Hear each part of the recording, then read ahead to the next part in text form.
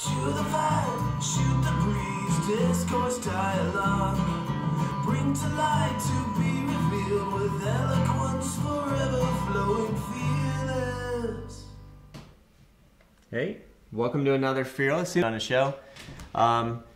Pretty big time show, big time guest, Congressman Polis. Welcome to the show. Great to be here, Alex. Yeah, this is like only our second politician of all time. We had Hickenlooper on when he was mayor. All right. Now he's governor. Who knows? You don't know. I What's mean, next? President. I'm thinking President don't Polis. sentence me to that. All right, sorry. As usual, you can tweet in questions. So I can look at them here live, and we are live. And if you've got questions about food or about Colorado politics or really anything that you think Jared would be good at answering. .com business. He made a lot of money in the .com business. Well, not food questions like what's for dinner tonight. Not that kind We're of talking thing. food Well, policy, I don't know. you know. You know, it's an hour. We got an hour. We got some time. Well, let's just start a little bit with you and what you. Oh, the other thing I wanted to say to people is we can't give away anything. Like normally guests come on and they want to give away stuff, but you know the government can't come on and you don't have premiums in government, do you? Not so much. Not so much. No. So anyway, good Twitter questions. We're going to give out a fearless love more T-shirts, and you know you'll notice that as fear leaves your body, you need to replace it with something. We recommend fear. This T-shirt's a great place to start. So you know, tweet us in those questions. So how did you get into politics? So I'd really done two things before I went into the public service side. Two main things: business and education. So I really enjoy business. I'm kind of an entrepreneur at heart. I love starting things, getting things off the ground. I started several internet-related companies, and then because a lot of my private sector experience was in the high-tech sector, I really became attuned to kind of the need for preparing a better educated workforce to make sure that kids are prepared for the high-tech jobs of the future versus the jobs of the last generation. So I served 6 years on the State Board of Education, got very involved, and then kind of applied entrepreneurship in the public sector. And I started a foundation, and I started a charter school that serves new immigrant kids, which I ran as superintendent and kind of grew that as a social entrepreneurship project.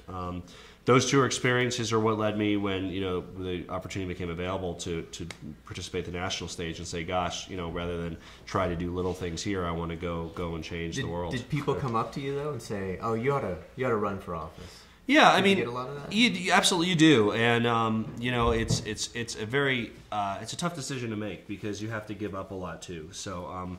Not only on the personal front in terms of your privacy and your time, but also just all the projects that you care a lot about that you were involved with. Pretty much I had to leave all my private sector involvements. The charter school that I was running, which I really enjoyed growing, they have four campuses now. They're going to open a fifth next year. I would probably still be doing that job. Yeah. I had to leave my nonprofit boards.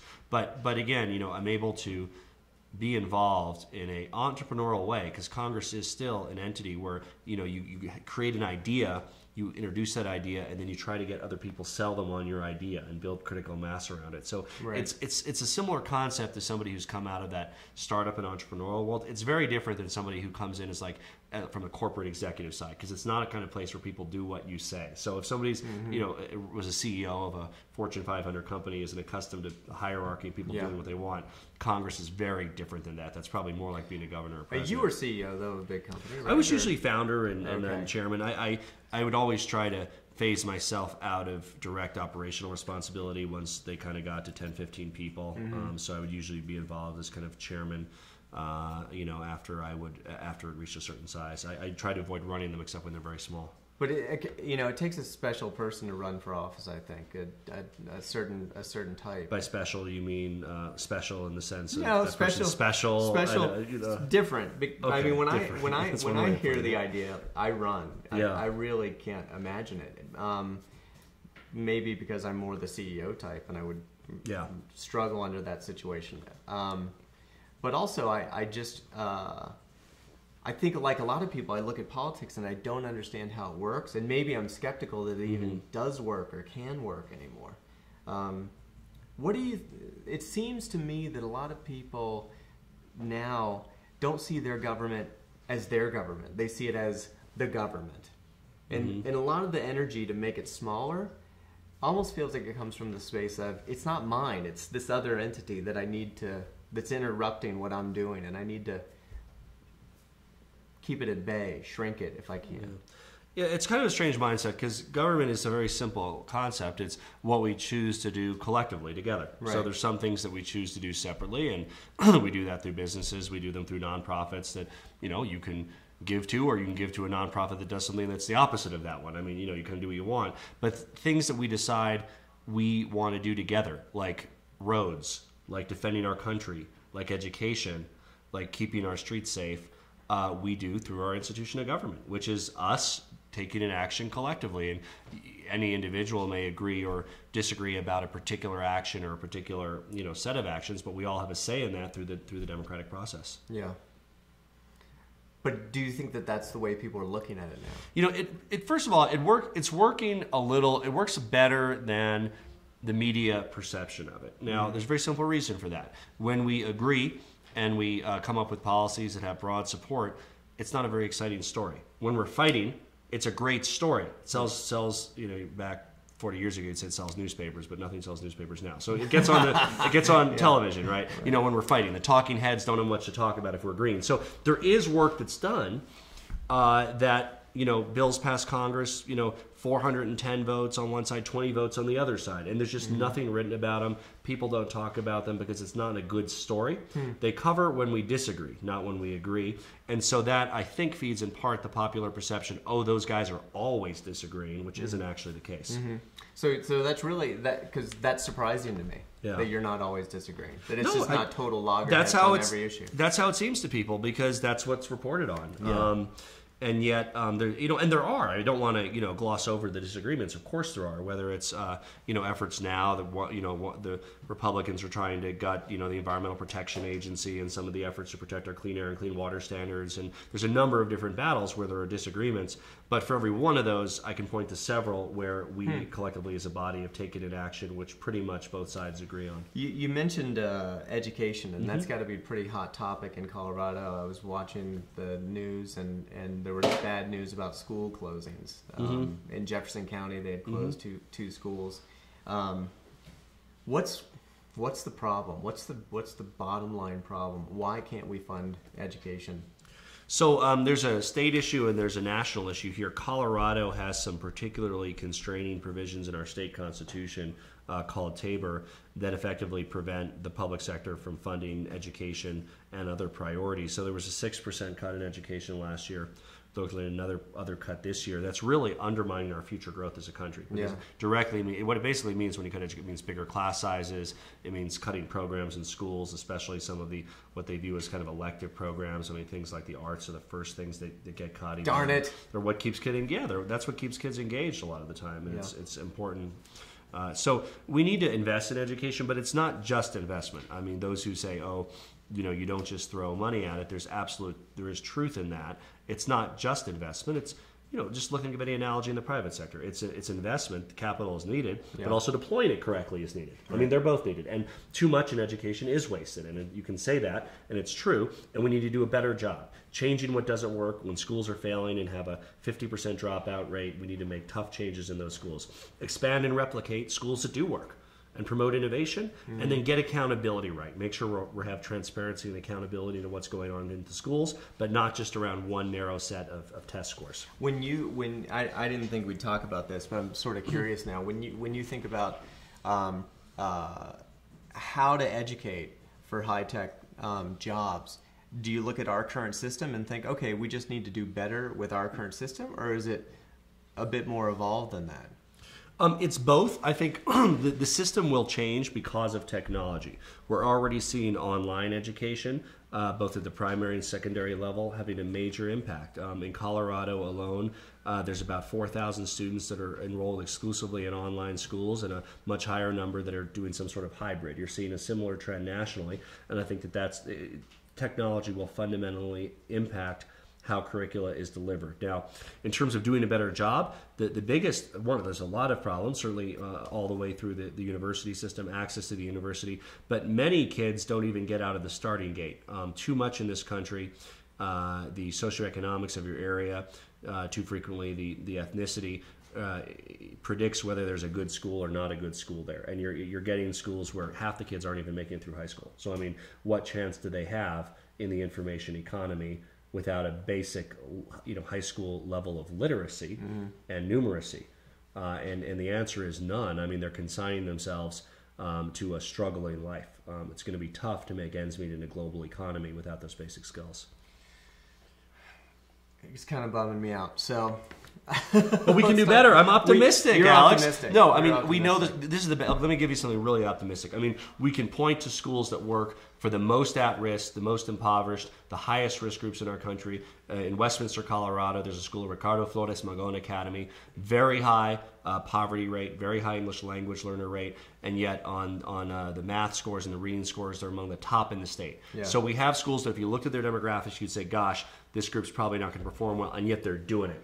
And we know we can do it. What about the focus on testing? Because there's some debate on whether that's really a positive move, and that you can get test scores to go up. Schools get their funding, but kids aren't being educated. Yeah, I mean, those are because when you're talking about the jobs you're talking about a level of creativity that we haven't designed our system to allow for. And you don't test for. I mean, and you don't test for creativity. Well, you probably could, but we'd have never tried even. Yeah. Or critical thinking. I mean, they do test for creativity. I mean, NASA's done famous studies on creativity, taken followed groups of children from from first grade to high school and tested their creativity along the way in problem solving, and it goes down, unfortunately. Well, that's not good. Yeah. So the short answer is the basic tests are a part of accountability and transparency, but not the only part. So if you're testing reading, you're testing basic numeracy, kids need to be there. They obviously, to learn other content areas, they need to have literacy, they need to be able to read, they need to be able to deploy words, have vocabulary.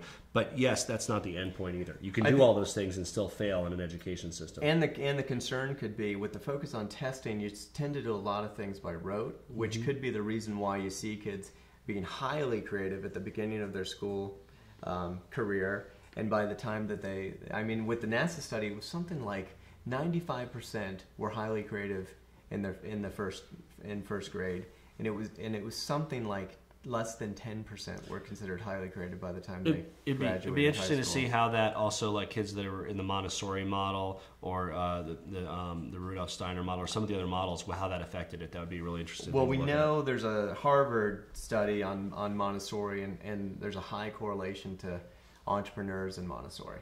Mm-hmm. I'm a huge fan of Montessori, so don't get me started. No, but I bet there's a correlation to creativity too. I wouldn't be surprised. Absolutely, yeah. And I think that's sort of what the study suggests. And what I love about Montessori is if you're going to fix public schools, there are already Montessori public schools. Absolutely, right here. Yep. So you could absolutely take that program and just broaden it. Mm-hmm. There's a lot of great ones. Some are charter schools, some are run by school districts. There's a lot of great public schools that are Montessori schools. She was a genius, Maria Montessori. No, she was. Incredible. All right, we'll take some Twitter, and we'll switch to talking about food a little bit. Let's see if we've got a question about food here that makes any sense at all. Boulder, is veganism enviro for the animals or political or political for you? Is veganism enviro for the animals or political for you? I think that's what the question is. So my partner Marlon is vegan. I'm not vegan. We keep a vegan home, but I'm not vegan outside of the home, which is actually fun. We make nut cheese. We do all these kind of fun cooking activities. For him, veganism is more personal. It has to do with the moral responsibility to animals and the pain that it causes for animals. For me, do you get in big fights about it if you're not vegan? No. I think he's very respectful of other opinions, and you have to be, or you're not. But I think sometimes that's actually a.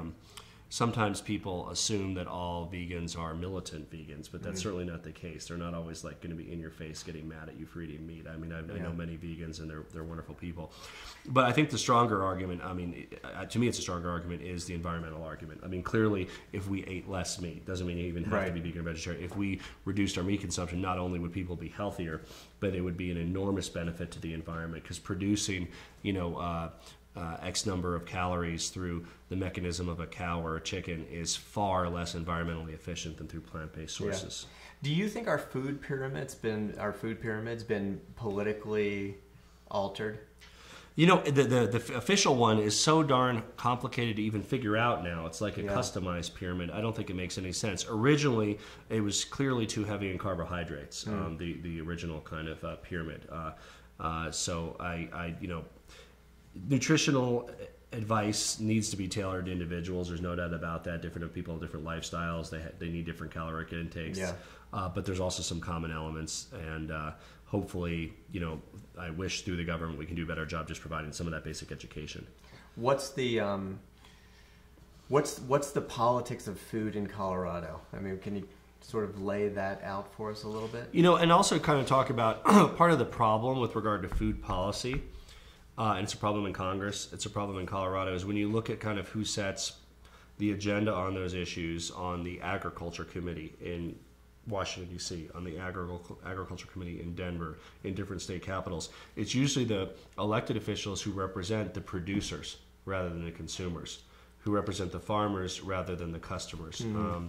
So too often the voice of the consumers, which are most of us, I might add, and they have the most at stake when it comes to consuming food, probably. Well, yeah, the producers have their livelihoods at stake, but the consumers have their lives at stake. Mm-hmm. So, clearly there's different stakeholders, but when it comes to health issues, we should not let the agenda of the producers dictate a national food policy. Are they a stakeholder? Yes. Should they be at the table? Yes. But there's a lot of other stakeholders that are also too frequently ignored. How do you fix that? Well, it's not easy. We've taken an active interest in food issues. We launched the fearlesscampaign.com, which is a happy coincidence with the name of your show. You ripped it here. off. It's not. Oh! I like to think that if I could think of something, Alex. It's flattery. Flattery. We're fine. If we came up with this. And one of the greatest branding gurus of our generation has the same name, I'm like, wow, maybe ours is actually right. Fearless, because we're generally a little bit nervous. We're more fearless. You're fearless. Yeah. We want to inspire fearlessness on issues like this, where let's say a congressperson could be lobbied by all these agricultural interests, whether it's Monsanto, Big Ag, ConAgra, they're all, and the consumers don't have that voice. So even though that's where the people are, it takes being fearless to stand up for that. So that's kind of the template for that issue. Well, what are you being like? What are you standing up to? On food policy, it has to do with our subsidy policy, cutting agricultural subsidies, particularly big ag subsidies, things like our subsidization of milk and our milk price support, and kind of how it's foisted on schools, upping the nutritional quality of school lunch programs, GMOs, and organic. So it's a lot of issues. What winds up on your plate? There's momentum right now for cutting subsidies. Right? We hope so. Yeah, we hope so. We are. We hope so in the sense that everybody's talking about cuts, right? So we're cutting things, and some of those things we support cutting, some we don't.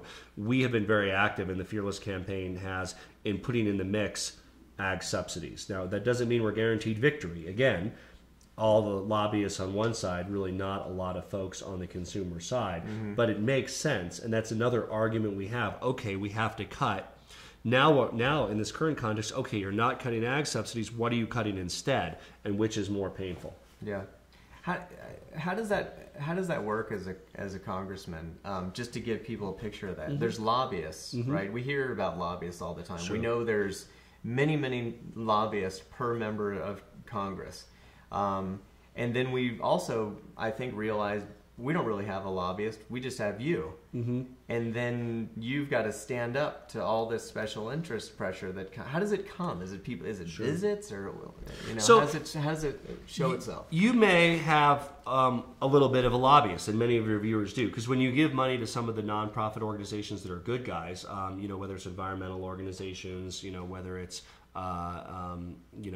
groups that are advocating better nutrition. Organic Industry Council is now a group. So these groups, they're not going to have the same number of lobbyists, but they will have somebody. So there is somebody there that, if you're supporting these organizations, is doing it. But yes, what you're generally saying is true. The concentrated interests are the ones, whether it's oil and gas companies, whether it's big pharma, Yeah. they are hiring fleets. I mean, it could be dozens of lobbyists on particular issues. They're able So to do day all to the day, outreach. when I fill my car, Yeah. I'm hiring lobbyists. You are, and, yeah. And when I'm going to the grocery store, I'm probably hiring other lobbyists. And anytime I shop, I'm hiring lobbyists as a consumer.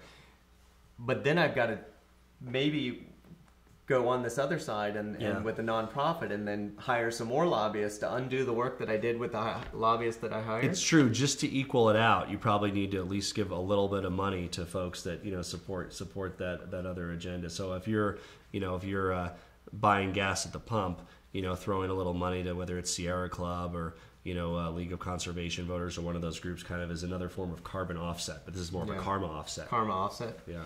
It would be interesting if there was a way for you to know what a company's lobbyist, what they had decided to do with their time, so that in exchange for my patronage at the gas station, I would also have transparency into what the lobbyists were doing, and then it would be great because they come with very specific agendas. Like this is the lobbyists from oil and gas, and these are the 3 things we want you to do. Mm-hmm. And in my district, it's not been a problem at all.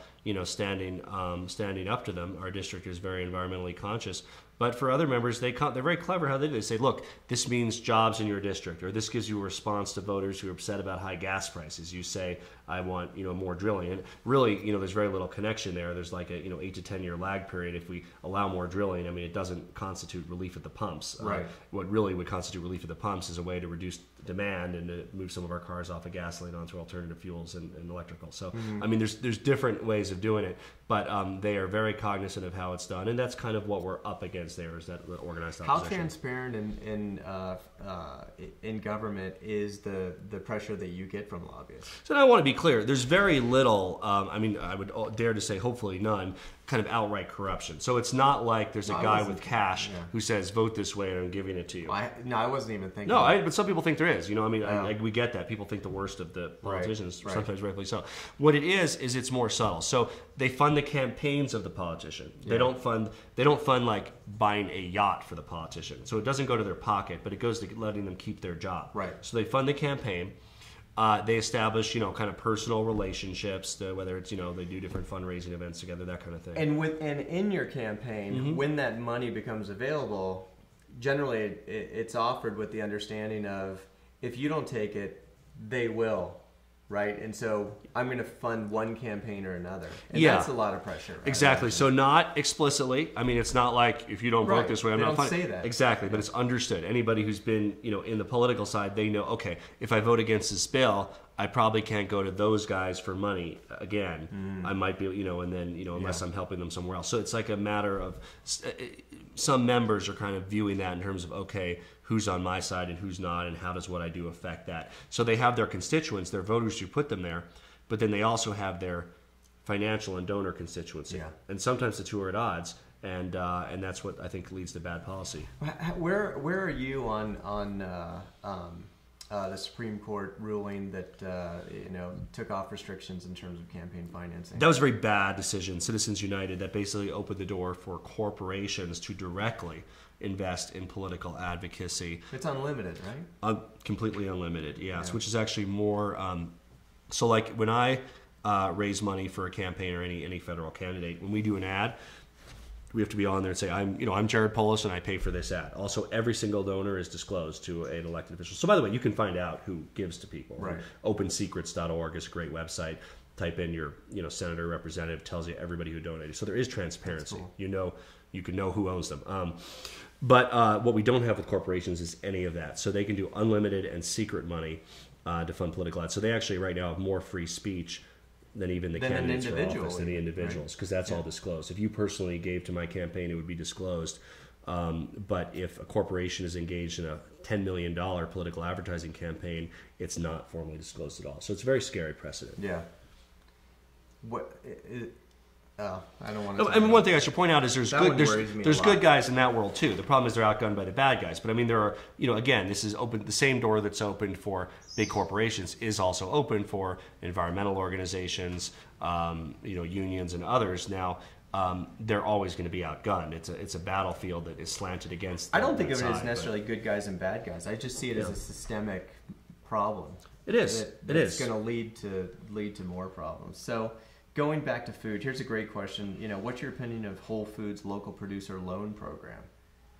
Well, I mean, I need more of the details, but what it sounds like from that description is good. Presumably, they're providing some financing for local producers of food, I think so. Which is great. And to the extent they can allow them to do kind of contract production and locking in prices, I think it'll encourage the buy local movement. Is a very compelling and powerful movement, and it's great if Whole Foods supports it. And within your job, do you feel like you're largely here to protect Colorado's agricultural interests? Not at all. No, You're not, no. no. I'm here for the voters that sent me there, most of whom are on the consumer side.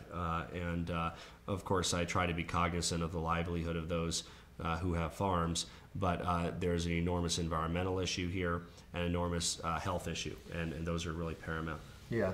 There was a question that was put to Hickenlooper recently, and I wanted to put it to you because it organic is really important to Colorado. And I think the number was the entire industry is $25 billion. $2.5 billion worth of the industry is in Colorado. So a tenth of the organic industry is in Colorado. And it's at risk, potentially, or at least a lot of organic farmers believe it's at risk with the introduction of genetically modified seeds. And the question to Hickenlooper was, what do you plan to do to protect those Colorado interests?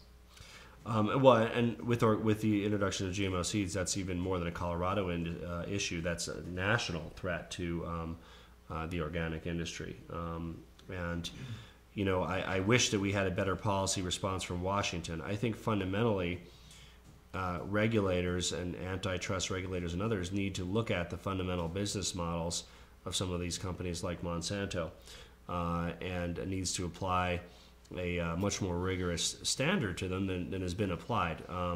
What they are doing creates externalities. I mean, in terms of polluting the seed crop of everybody who is not a customer, doesn't want to be a customer, doesn't want to have anything to do with them, and yet they are still receiving effectively damage from the business practices of a company that is engaged in business transactions with other people. So where you have that situation, explain that a little bit for people. Sure. Like that seed migration and what it exactly. So what you have is Monsanto has developed different seeds that are generally, it depends on each category, but generally speaking, they're resistant to herbicides. So basically, it allows a farmer to plant and then very simply apply an herbicide that kills everything that wasn't this species and allows the one that they want to grow. So it kind of makes it easier for farmers to produce.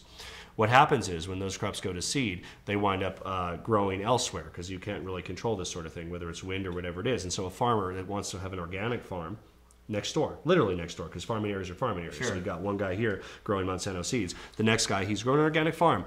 Obeyed every protocol, hasn't used insecticides, a minimum of 3 years, it's certified, he's doing great, he gets a premium for his product because it's organic, people buy it. And yet, without any doing of his own, all of a sudden, 5% of his crop are going to be these GMOs from next door because they migrate. Exactly. Yeah. So then, at a certain level, he no longer makes the threshold for organic certification. Nothing that he or she did. And yet, because of the actions of what a neighbor did and the business transactions with the company, those are no longer organic. So at that point, you're locked with either, okay, we're going to define organic down, which is not a good solution, or we're going to say no one's organic anymore. And that's where we're going to be in a few years if we don't take some action now. And right now, you talk about externalized externalities.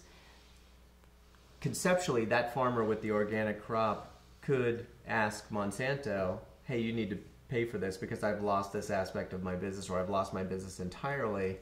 But that's not how it's happening. Right. Actually, some of the case law has gone the other way where, in fact, you have some of the owners of the intellectual property around these GMOs who have been engaged in legal actions against farmers who, not on purpose, are growing these GMOs. Yeah. And so so they get sued. Yeah. Even though their crop was ruined, their livelihood was ruined. Then on top of that, they get sued from Monsanto for using their seed. There has been there was again they've had more to their detriment. The legal code works more to their detriment. They're more likely to be on the receiving end of a lawsuit than to be successful on the offense of a lawsuit. Yeah, but I think just to most people that sounds wrong. It is wrong. I think so too. I think it's an awareness issue to a certain extent, because you're right. Once you make the people of the country aware of this, I think everybody, liberal, conservative, it doesn't matter. Yeah. They say that sounds wrong, right? Right. But what I think the vested special interests who have the lobbyists and benefit from the status quo benefit from is the public not paying attention to this. Right. Because most people don't think about it that often. So to the extent the profile can be raised, I think that's really part of the best response to the concentrated interest. That's also kind of what we're going to be doing through the fearlesscampaign.com, is raising awareness around food issues. And when you say others. concentrated interest, do you mean those with money and power? Exactly. Those who benefit from, in this case, keeping the public ignorant, perpetuating the status quo, those who are engaged in successful financial transactions and are happy they don't have to account for externalities or harm to others. Yeah. With GMOs, there's a lot of talk. Well, I shouldn't say there's a lot of talk. There's a little bit of talk about labeling. Mm-hmm. It's just starting to bubble up, right? And you hear a recent poll, 95% of Americans said they would like to see GMOs. When it's explained to them, yes, I'd like to see that labeled. And then, a lot of them would avoid it if it were labeled. And you've got that. How often did 95% of Americans agree about anything? Mm-hmm. And meanwhile, we can't get our government to label GMOs. What's the process that we need to change there? And I strongly support labeling of GMOs, and it's just a discussion that every one of your viewers needs to have with their congressperson. Pin them down. Say, do you support labeling of GMOs? Do you realize 95% of people support that? And again, absent hearing that from their constituents, and most members of Congress probably don't hear that too often. Yeah. The only voice they hear is that other 5%, because they're organized and they're down there and they have lobbyists. And so the only response to that, or way to override that and actually get Congress to do this, is for each member to hear from 50 to 100 people in their district and say, this is what we care about. Does that work? Absolutely. Each member of Congress represents about 700,000 people. And when you hear from even one person, you pay attention, but you hear from 20, 30, 40 people about an issue from your district. Mm-hmm. And whether it's a phone call, an email, and going to their town hall meeting, seeing them in person, mm-hmm. You combine those things and you got that member of Congress's attention for sure. So polls don't so much do it, though. They can be. I mean, I think that's one of the talking points. For the constituent who's calling, say, "Hey, did you know 95% of people support that?" But yeah. If they don't, there's a lot of things that 95% of people support. And if they don't care about it, then the politician won't care about it either. So there's a difference between caring about it and supporting it. So you're supposed to care about it if people care about it. Well, so exactly. If the people in the district care about it, they'll care about it. But if you just say 95% like it, you just say, okay, well, that's fine, but they don't care about it because not a single one's contacted me about it. Michelle Obama is very concerned about food. Mm-hmm. Seems to be, and yet her husband has rapidly introduced, I think, 3 new genetically modified crops, and they must be privy to that poll. I mean, it was in the New York Times. It wasn't hidden. It's not something that people don't know, especially if you're in politics, especially if you're thinking about food. So I still have a hard time understanding why we have to now send emails. I mean, I'm happy to do it, and we do it, but it's still a little troubling for me because it's clear that most of the country thinks this way. It's an easy thing to do. The FDA charter probably already suggests that they're supposed to label what's in our food. It's different enough that we believe that we have a right to know. It's a consumer protection issue, I think. Yeah, and I think if you talk to a lot of members of Congress, I mean, I can even tell you firsthand, we don't get nearly enough, calls on this. I mean, in my case, I'm doing it anyway, right? But that's the other ones, most of them aren't. I mean, we get, and I probably get more than most because of our district, because of this area, but we get, maybe 1 or 2 a month Even on this here. topic. Even here, 1 or 2 a month about GMO labeling. Yeah. I mean, occasionally there'll be some group like that'll do a big push for like salmon GMO labeling, or so I mean, but absent any push, we get like 1 or 2 a month, not a lot, and that would not attract the attention of most members. I mean, I get 1 or 2 calls a month about all sorts of things. Yeah. So grassroots is really important to activating. Yeah, it's the really mem- just, your I mean, members of everybody Congress. watching your show now, just, open up another window, find out who your congressperson is, shoot them a quick email saying, please support GMO labeling of foods. I mean, if everybody watching this show did that, and it just takes a moment to do it right now, that would move the bar. It really would. So I mean, we have, 300,000, 400,000? No, not that many. Okay. But we have thousands of people that watch. Yeah. If everyone actually did what you're saying, Yeah. it would be, according to you, this would be an onslaught of emails. It Yeah. would be unprecedented almost, It, right? it would be kind of cool because everybody like they say, is some like big like national group like doing this, organizing it or whatever. It's just like, no, just there's Alex talking about a show. Just two dudes talking. Two dudes talking on a show. So it's easy. Just another window. You find out your representative, your senators. You can shoot them an email right online. How well do those? Sometimes you see those petitions put together online, and you can sign a petition. That petition might go to you or somebody else. How effective are those? They're effective when it's that member's constituent. So it doesn't do any good to have a bunch of like Texans or New Yorkers sign a petition to me. Likewise, it doesn't do too much good to have Coloradans sign one to another one. But almost every member of Congress is very attentive to their districts. They take their jobs very seriously. I mean, some of them have particular ideologies, and that they're not going to change that, but they will listen very much to their constituents who put them there. So it absolutely has an effect if they're from that. How state or easy it district. is to if I wanted to find your email online, I just do a Google search and go to your office, and then that link to email you actually goes to you? It's right on the polis.house.gov website. We, like most members, we have intake. They report to me on what all the emails contain, so I don't read them all. They will they will say there's 15 people who wrote in today about GMO labeling, and then they might even show me some of them. So we get when in a normal quiet week, you get probably 30 to 40 a day people contacting us from our district. It's not that many. It's not a lot. That's why it really moves the bar to do this. Yeah, it's less than I would have imagined. No, I mean, in the midst of something big like the healthcare debate, you get them 300 a day, but that's not normal. Right. But that's pretty typical then. Yeah. And for most congressmen, that would be typical. I in our district, it might even be a little bit higher because I like to think that the people here are probably a little bit more engaged in some other. I mean, it depends on the district, but that ballpark. So no matter who you are out there, it sounds like you ought to save your congressman's email and just have it at the go. Now, do you get annoyed if I email you a lot? Does that start to count less? No, if it's about the same issue, it's discounted. So, like, if the same person emails me 30 times about one issue, you don't count that as 30 30 people. times on 30 issues? They're still a person, and I might... You made a huge mistake. Actually, it's good, Alex, because I might disagree with them, on 15, but at least I found some common ground.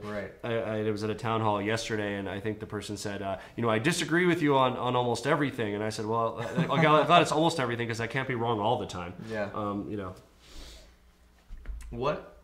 Let's talk a little bit about fracking, because that's a big issue in Colorado. It's a big issue for the nation, and I know that you've spent some time with some people and have some thoughts on what's going on there. Probably we should start by explaining what it is, because some people don't know. It's a mining technique. The largest utilization is natural gas, where you inject fluids into the ground to push the natural gas out.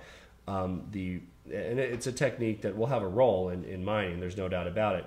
But the problem and potential problems arise with what's being injected into the ground, frequently toxic combinations of materials. So what we want is disclosure about what's being used.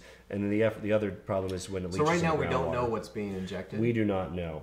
In some, it's state by state. So in some states they have it, and some they don't. But as a whole, we do not know what is being put into the ground and potentially could leach into the groundwater. And what's the reason that people give for keeping that a secret?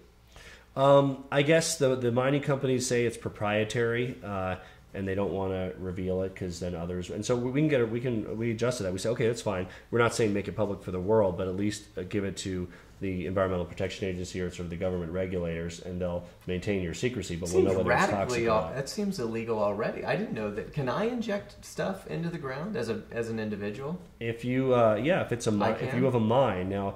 What about just in my yard, though? In your yard? That's a good question. I think you might, whether it's a special exemption for minors it or whether, feels like it's a little bit unique to be able to inject I think they have some things special exemptions. We'll have to look that up. I don't know if you could do it in your yard or not. But they can, and here's, you know what's scary? I mean, you do it frequently. These are generally in more rural areas, so it could be like a farmer and they have their home. And frequently the mineral rights might have been sold on that property, so they could have been sold like 2 generations ago, right? So whoever owns them has the right to set up, a pump like 50 feet from the house. And all of a sudden there's gases going into the house. It's potentially polluting the groundwater.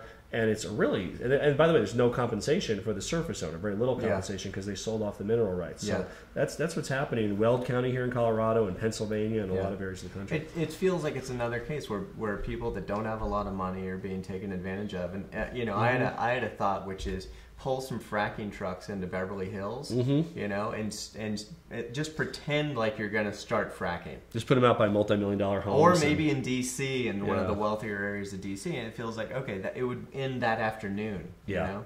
I think you're absolutely right. If it was in their yard, there being the empowered people that are running the country, the elite, if you will, it would be a very different story than kind of the marginalized, rural, struggling middle class that it usually affects. Or like just a little bit of fracking in Central Park, some places where it would get some attention and people would realize that that it's, if anything, it's just not fair. And I guess what are the other concerns? What do people want to change about the fracking process? Because as you say, it's important to be able to mine and get natural gas out of the ground. I mean, even if it's not, you'd say it's a neighboring property, you're the next door homeowner.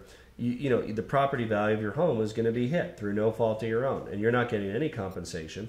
And yet, and there's areas of Wyoming, by the way, that have worse air quality than Los Angeles because of hydraulic fracturing and natural gas exploitation.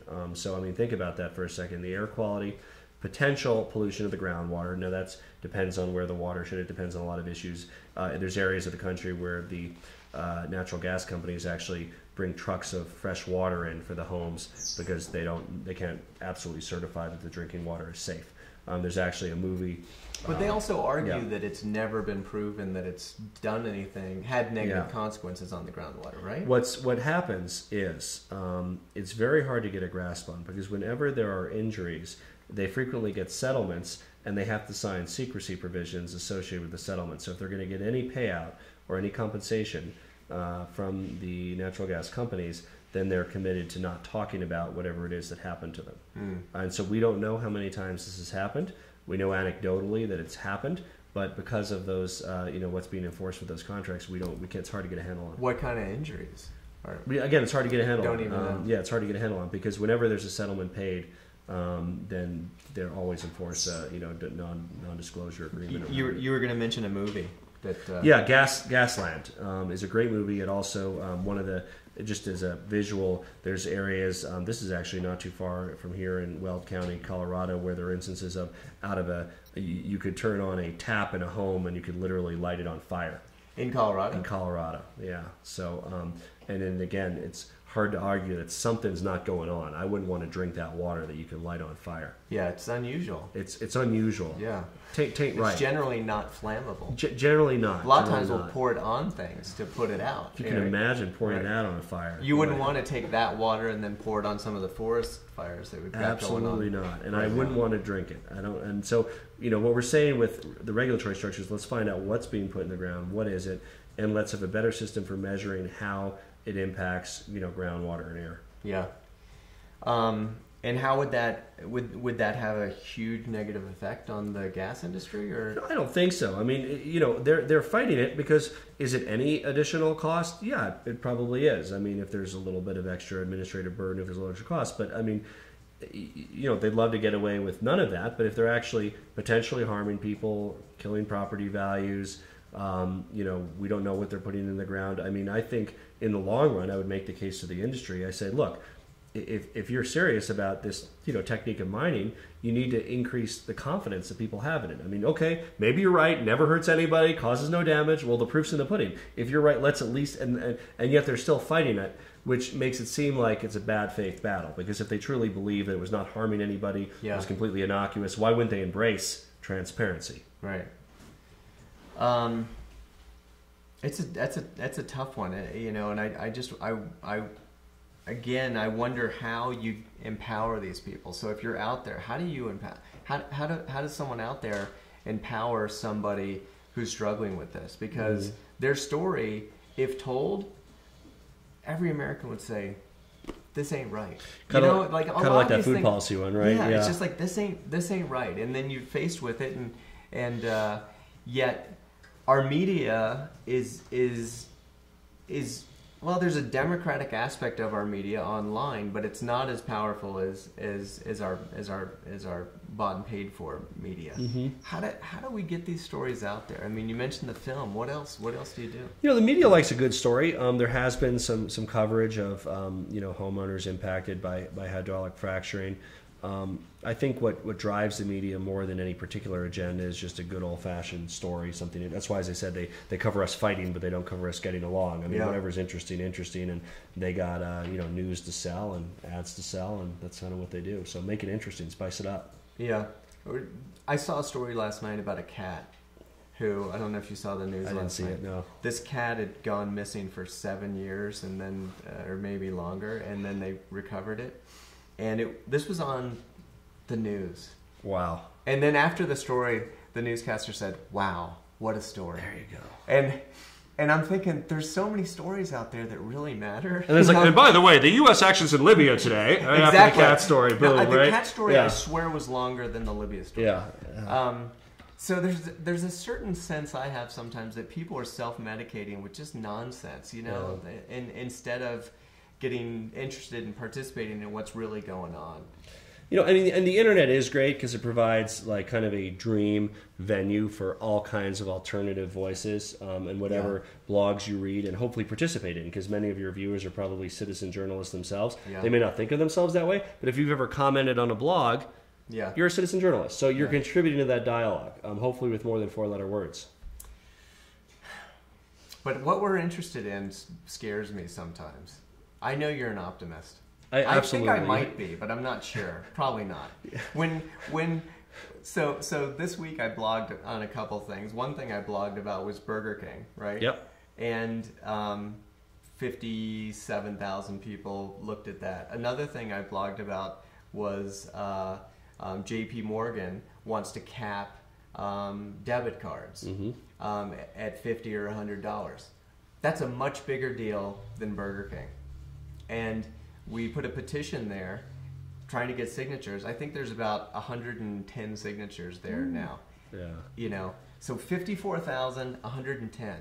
That's what makes me concerned. That we don't spend our time and we don't find the things that actually are interesting or impacting our lives as interesting as the things that are just there to amuse us. Well, it's a market of ideas, and I think part of what, where your talents are, it's less so for it's hard for a politician to formulate it. I can't make it interesting. Is to make it just to make it to rebrand it, make it interesting, dress it up right. Yeah. I mean, there's a way to. I mean, the way you describe it, you say, okay, what we're doing in Libya versus a cat that was lost for 7 years. Most people would say Libya is more interesting, and yet somehow it gets spun around. Are we missing the real story on Libya? Are we not telling it right? I mean, sometimes it gets interesting when you have journalists going in there and you see, Anderson Cooper getting slugged. Libya's pretty interesting. Yeah, but I mean, it's got bombs and explosions and stuff. It's a lot like. Well, there's not enough coverage of our ongoing operations, for instance, in Iraq and Afghanistan. It's like people forgot that we're there, and every day there's something going on. Yeah. And it's just a matter of, and part of that also is for the way the news agencies look at it. It's more expensive for them to gather that news, for them to actually get a real story, for them to get that cat story. Think how easy that is. They send out a camera guy, they talk to the guy. It was live. Story. The cat story, they came live from the house with the cat. And from the news agency, it was a cheap story to get. It filled up 6 minutes. It was cheap. They didn't have to send anybody to Libya or Afghanistan. They didn't have to do any complex writing. I mean, they just had to told it. The cat story told us. They could just show a photo of the cat for 7 minutes. Yeah. Well, this makes me think a little bit about, and we can bring it back to some of what we talk about here, which is empowered consumers. Is everything about just consuming now? And I say that in a way that it's a little troubling that a lot of the response to what happened in Japan was T-shirt sales for shirts that prove that you were doing something or cared or noticed or thought it was fashionable to notice. That exploded. And that was our reaction as a culture, at least not entirely, but largely, was, oh, we'll get T-shirts that have to do with Japan and the crisis now.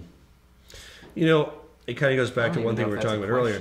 Whenever you're buying anything, whenever you're making a choice as a consumer, you're not only doing that from your own personal perspective, you are impacting society.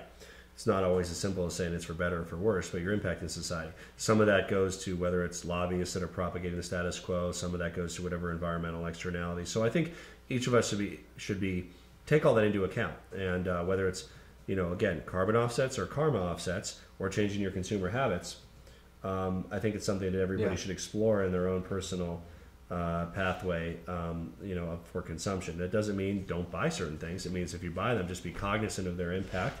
And if you feel responsible, then mitigate that impact. Yeah. It's and I don't know if this is something that's evolved or it's something that's always existed, but it feels like it's important now to be a good political citizen, but also a good consumer citizen, where we're kind of blending the two and realizing that we're voting all the time with our dollars and that we're occasionally voting for guys like you. Let me give you an example. So talk about GMO labeling, right? One way to do it is you try to get Congress to do it. And if everybody who watched your show, every single one, emailed their Congress member, maybe it'll happen. It would be done. But if one didn't do it, then it's not going to happen. So that means you. But again, the other way to make it happen is using the power of the market. Just say, you know what? None of us are going to shop at X or Y supermarket unless everything is labeled that says it's a GMO. And you exert your pressure that way. And you know what? Enough people do it. Those supermarkets, they don't care. I mean, if 10% of their customers walked out the door, unless they labeled, they require their producers to label in a second. But right? where do you walk to? That's the problem. Yeah, where do you walk to? I know. Like it's now, like farmer's market, maybe. Yeah. If you walk out of Whole Foods, there's nowhere to go. And people are surprised to know that there's a lot of genetically modified food in a Whole Foods. Yeah. Now, remember, it says certified organic wherever you buy it. It's not a GMO. Different deal. But if you just look at the entire store, there's a lot of stuff labeled natural in a Whole Foods or any other grocery. And that definition of natural includes using, a special gene gun to shoot, gold-coated genes into a cell to try to create an organism that has never existed before on Earth. And if that's natural, then get some. So if through the power of the marketplace, I mean, consumers can exert themselves. Yeah. And it's a very powerful way to do it. So look at the political sphere and the economic sphere for your actions. There is potential with something like a Whole Foods to put that pressure on, because their brand is so valuable, and it really is at risk if people realize how much of their brand is selling genetically modified food. And then, man, if they made that change and consumers can convince them just a label within their store, obviously Trader Joe's and a lot of other stores would go quickly. And Walmart, I would imagine, in their organic I would hope efforts. So. And I think once you got this critical mass, like let's say you got, Walmart, Whole Foods, you got a few of those big chains, then it's just going to make sense just to do labeling, and that'll be the way it's done. So it's cheaper at some point, right? Exactly. Yeah. Exactly.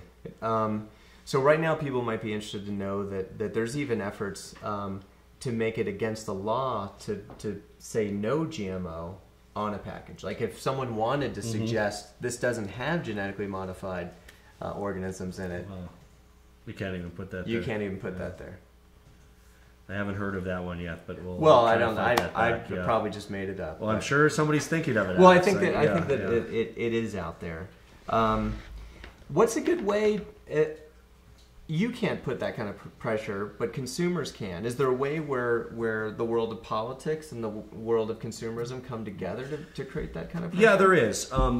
Sometimes we can, if we have some credibility, particularly an issue, kind of threaten something worse aka government regulation, unless the industry on their own kind of reforms itself. So if they're feeling pressure from consumers, we say, look, you guys have got to adopt, a voluntary GMO labeling standard, or else we're going to have to look at doing this, through the government. So that would be a way of doing it. It's interesting if you take that 95% figure and you put it up against Whole Foods, and this is a disconnect here. Yeah. We don't have much more time. I want to talk about You're Fearless a little bit more. Sure. Because what's really cool about it, one is the name, but the name is great because these are issues that people are afraid to take on. Yeah. And they're afraid to take on because there's a lot of money and a lot of effort pushing the other direction. And at times, I guess, these issues are almost the issues that are known as political suicide, right? Yeah, I don't want to overstate it because you have a political career. They're politically difficult. They're difficult. They're seen as little reward, and it's fearlesscampaign.com. We're also at Fearless Campaign on Twitter. I'm at Jared Polis, by the way. If anybody, you have a lot more followers, and I was jealous, so I'm hoping to pick up a few today. Yeah, you have more in Colorado. I'm sure. Yeah, he's like 5 times as many as me. As a member of Congress go, by the way, I'm one of the top. That's 10. a problem, though. Yeah. He should have 5 times as many as me. I don't know. Your life's probably more interesting. So the Fearless Campaign has basically picked several issues. So the food policy we talked about, also immigration reform. Our immigration system is not working. We need to fix it. Education reform we talked about. We also equality for lesbian and gay Americans. Also pushing the envelope on internet freedom. So those are kinds of the issues that we're talking about. There are ones where frequently, while they kind of fit this profile, where I think a lot of the public wants these things, but a lot of the interests that are involved normally in the political structure don't. Yeah. And we hope to bridge that gap by connecting the grassroots in a timely way. So just like many of your followers today, wrote in a general piece, we will know if there's a specific bill up, like the day before, this is the time to do it about that bill. So this is helpful like today, because if you had a bunch of people writing, it'll get on people's radar. There are also times when there's kind of rapid response around something that's very timely. So sign up at Fearless. Fearless. Fearlesscampaign.com and Your Fearless Campaign. Well, if you sign up at Your Fearless Campaign, though, you'll be able to help people time their efforts, which is obviously really important politically. That's right. A lot of wasted effort goes into mistimed campaigns, right? Or mistimed outreach by consumers and citizens. Yeah, I know, and it's actually frustrating to me sometimes to see a lot of kind of well-intended efforts wasted. It's a shame. Sometimes even these outside groups will all be saying, and I get like 30 calls from my district and we vote for this bill, and like we voted on it the week before. Right. And maybe, I don't know whether they sent it out late or people got it late, but it was just not, it was not timed well. Yeah. Or it's way too early. Yeah, we're not voting on it. Or like this bill hasn't made it out of committee yet. Right. So it's there, probably a good chunk, probably a majority of that effort from those groups, our grassroots groups, are wasted or undervalued because of that. Let's talk net neutrality. For 2 minutes. It looks like 2 minutes. Good. All right. Yeah. Because that's a really important issue, and I want you to frame it for people. Yeah, net neutrality is a very important issue. I'm a strong supporter of the general direction the administration is going, which we're trying to protect in Congress, which is basically allowing there to be one cohesive, free internet. Most of the innovation is around content providers. What we want to prevent are the bandwidth companies that are selling some of the bandwidth for tiering the different content and saying you want Alex's show, you got to pay an extra $1 a week. They don't own your show. Why should they be able to charge more or less to see it? So the internet should be one common network globally. If you connect a computer in a garage, you have the same access to it as any multimedia corporation. That's the beauty of the internet. That's why it's a hotbed of innovation, and that's what we want to protect. Yeah. It's basically protecting the democracy that is the internet. It is, and protecting the new startups and new ideas. Yeah, which have exploded out of this democratic space, right? Very important. Thanks for coming on. Hey, it's great, Alex. Absolutely. It was a great show, and I don't know if we didn't get that many good questions. I'm just going to keep this. Now, whatever question we read, you'll get the shirt. And we'll see you next week, I think. Do we have a show next week? No, week after. We do have a show next week. Okay, we do have a show next week, so we'll see you next week. Thanks, man. Good seeing you. Let's see. Any questions?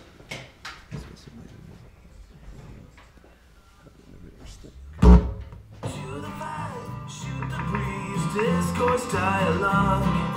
Bring to light to be revealed with eloquence forever flowing.